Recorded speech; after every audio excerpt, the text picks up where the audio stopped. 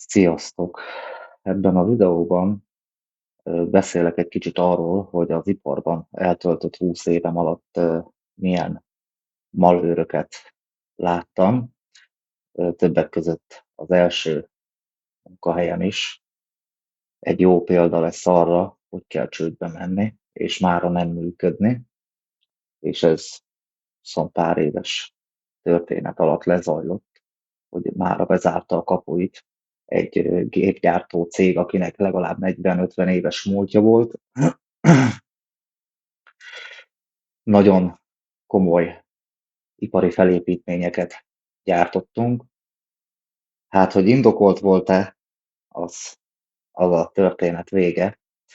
Ugyanis időközben beléptek az új piaci szereplők, akik már nem egy atombiztos felépítményt kínáltak, hanem egy gyorsan összeszerelhető, megbízható és az iparban helytálló gépfilozófiát, szerelési filozófiát, hiszen ők azt az utat választották, hogy mással gyártatnak, és ők csak összeszerelik és értékesítik és installálják, amíg mi A-tól Z-ig, a nulláról indulva legyártottunk egy gépet, hát ez energiába és befektetésekbe és pénzügyi mozgásokba, meg a munkaerő mozgatásába és rengeteg mellékág, raktározástól kezdve beszerzésig, ez minden egy hatalmas volumenű költséggel jár, és hát természetesen nemzetközi piacra ez a cég soha nem jutott ki, megragadt a balkáni területeken, ahol még ez jó volt, de egyáltalán nem mérlegelt, hogy miért kell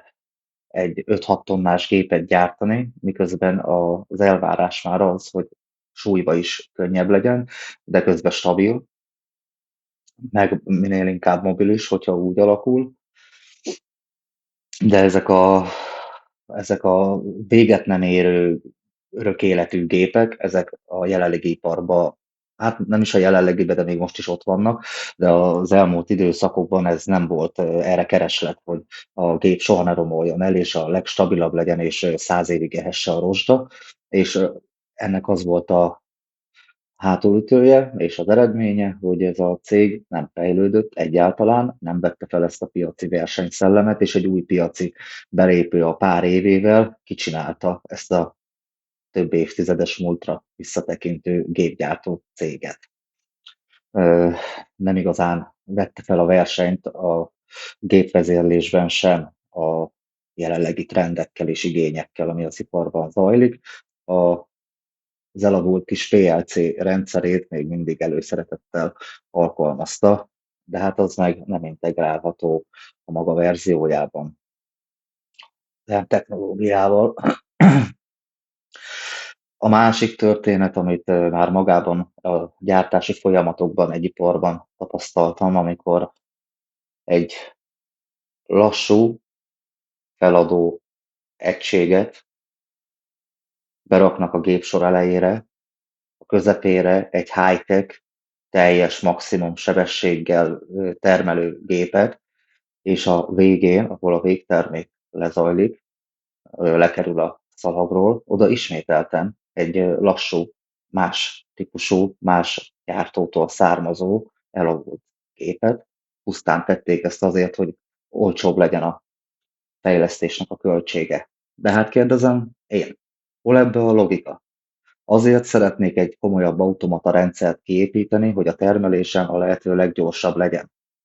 Ezt a rendszert nem fogom meglassítani azzal, hogy már alig tudják feladni neki az árut, és nem lassítom le azzal az egész folyamatot, hogy a végére odarakok egy még csigalassúbb leszedőrendszert. Teljesen logikátlan, és értetlenül álltam előtte, hogy ezt miért kellett igazából. Ez egy ilyen látszatfejlesztés, tehát ezeken az automatikákon nem éri meg spórolni. Tehát, hogyha egy fő modult megveszünk, és az egy high-tech, és az egy már a hálózatba kötött, és a gyártó is tudja állítani, meg javítani a szoftveres részeit, akkor ezekre ne rakjunk ilyen analóg karórákat a két végére, mert hát ez abszurd. És ez a cég sem ma kezdte, tehát komoly múltra tekint vissza, de valahogy az automatizálási kreativitás, ez nincs megválogatva, hogy ezt ki csinálja. Nincs megválogatva, hogy ki honnan szerezze be az eszközöket, milyen típusú eszközök.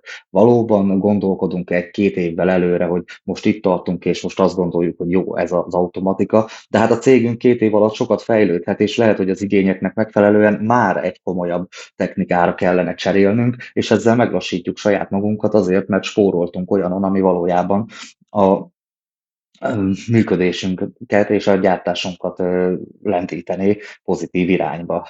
Ezek ilyen átgondolatlan megoldások. Pont ezt csinálják most a cégek, amikor a teljesen alkalmatlan területre a modern technológiás, önjáró, autonóm, AI vezérelt és különböző kubotok, robotok technológiájával működő kis egységeket berakják a erre alkalmatlan ipari területre, mert takarító robotot tesztelnek nyüzsgő fizikai dolgozók között úgy, hogy az aszfalt minősége az olyan, hogy arra robot nem való. Hátráltatja a munkát, és bevállalják, hogy ők ott egy tesztkörnyezetet csinálnak, és a végén azt mondják rá, hogy hát ez nem jó semmire. Hát hogy lenne jó, mikor ez egy robot takarítógépet nem arra találnak ki, hogy emberek non-stop percenként mögé ugráljanak, és őnek egy állandó algoritmust kelljen építenie arra, hogy mikor indulhat el egyáltalán, szóval soha nem fogja feltakarítani a kijelölt objektumot, mert nincsenek meg a feltételek. Nem értenek. Nagyon sok cégnél nincs erre hozzáértő szakember, aki egy kicsit technokratikus szellemiségű lenne, és ismerné azt, hogy mit jelent az, hogy valamit automatizálunk, és mit jelent az, hogy a jelenlegi feltörekvő új típusú ipar 5.0-ás automatikával látjuk el. Itt kapcsolódik be a filozófiai rész, hogy rengeteg munkahelyen, rengeteg cégnél a kreativitást maga a cég öli meg azzal, hogy bünteti a hibázásokat. Súlyosan levonások, megvonások, szankciók, kisebb-nagyobb lebaszások, esetleg még a durvább helyeken a mások előtti megszégyenítés, és egyszerűen kiölik a cégek a kíváncsiságot, a kreativitásnak a kiélését, mert hogy ahhoz, hogy egy mérnök, vagy egy programozó, vagy bármilyen szakember ki tudja élni a kreativitását, ahhoz el kell követni kis hibákat, hiszen most talál ki valamit, ami megszületett a fejébe, és abban valószínűleg az elején még lesz hiba, hiszen nem mindenki Nikola Tesla, hogy fejben összeálljon a terv, és az működőképes legyen, és így nem is, inkább azt mondják, hogy jó, akkor legyen úgy, ahogy akarod, én nem gondolkodom, ez a sablon, ez az elvárás, akkor csináljuk így. Ennek az az eredménye, hogy nagyon sok helyen ott vannak már ezek az autonóm rendszerek, a kubotok, a különböző takarító és anyagmozgató robotok, AMR rendszerek, de nincs meg az a filozófia, hogy kreatívan gondolkodjunk, amikor elindítjuk őket. És az is egy nagy kérdés, hogyha nem működnek megfelelően ezek az AMR rendszerek, meg ezek az autonóm rendszerek, akkor milyen programozási háttér lehet mögötte? Tehát akik programozták, adtak elég kreativitással rendelkeztek, vagy ők is le voltak úgy korlátozva, mint ahogy sok helyen lekorlátozzák a kreativitást ezzel a szigorral. Ö, Ennyit szerettem volna most erről mondani. Ha érdekel titeket a téma, akkor írjátok le kommentbe, nagyon érdekel a véleményetek, mert nem nagyon akar a világ tudomást venni arról, ahogy Magyarországon se akarnak az emberek arról tudomást venni, hogy egy ipari forradalom van, ami nagyon gyorsan az emberek nyakába fog szakadni, és nem csak a munkavállalók szívják meg, hogyha nem lesznek elég képzettek a következő ipari rendszerhez, hanem a cégek és a vállalkozások is, hiszen véget ért az, hogy a munkavállalók, a fiatal generációk önmagukat darabszámként kezelik, és nem is tűrik el, hogy így bánjatok velük, ezért kell az emberközpontú filozófia a jövő működési elvéhez az iparban. Kövessetek be, kedveljétek a videót, osszátok tovább, hogy minél több emberhez eljusson, és adjatok hangot a véleményeteknek, mert ez fogja befolyásolni a jövőt, hogy mennyire álltok ki magatokért. Köszönöm, hogy megnéztetek, sziasztok!